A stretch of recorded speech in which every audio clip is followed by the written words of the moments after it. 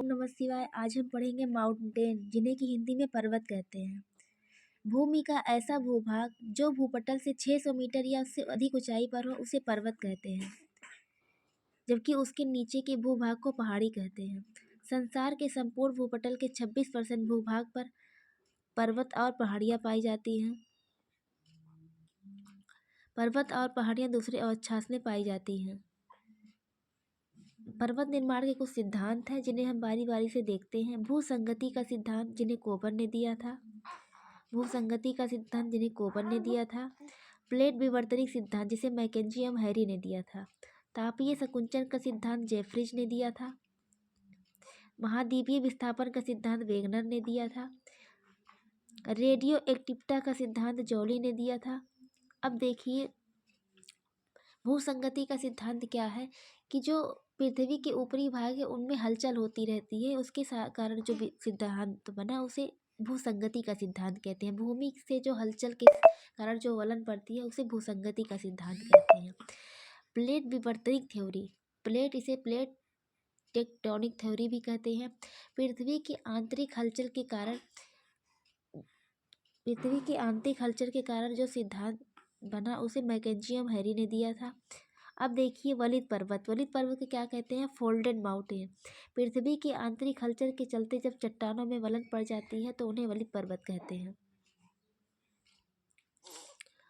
वलित पर्वत के कुछ उदाहरण हैं जिन्हें हम देखते हैं।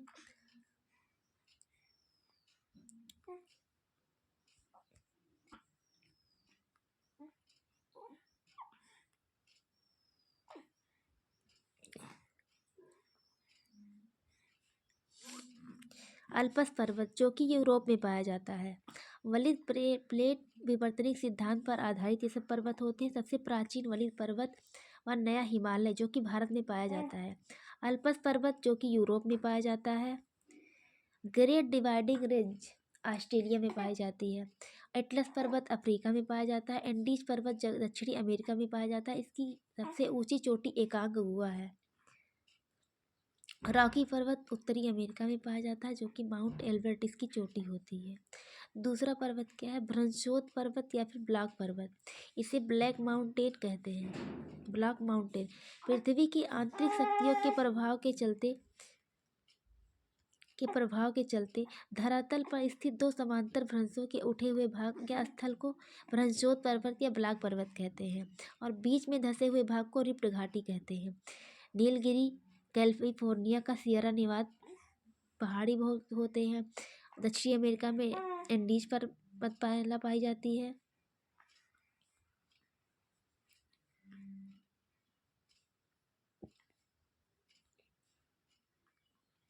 तीसरा क्या होता है कि ज्वालामुखी पर्वत।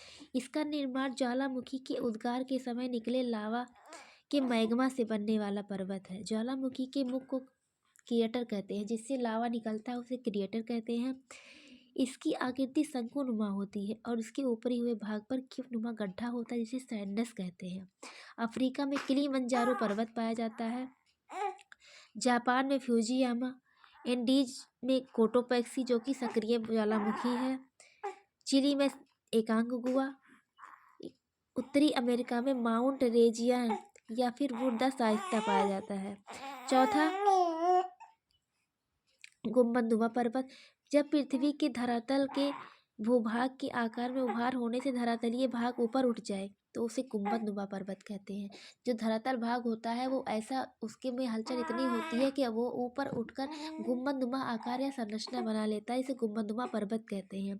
सिली सिली उभरती हुई एनरी पर्वत और ब्लैक पहाड़ियाँ, जो कि उत्तरी अमेरिका में पाई जाती हैं। पांचवा पर्वत क्या है? अवशिष्ट पर्वत। पांचवा पर्वत हमारा अवशिष्ट पर्वत होता है, जिन्हें हम आगे पढ़ेंगे। Thank you.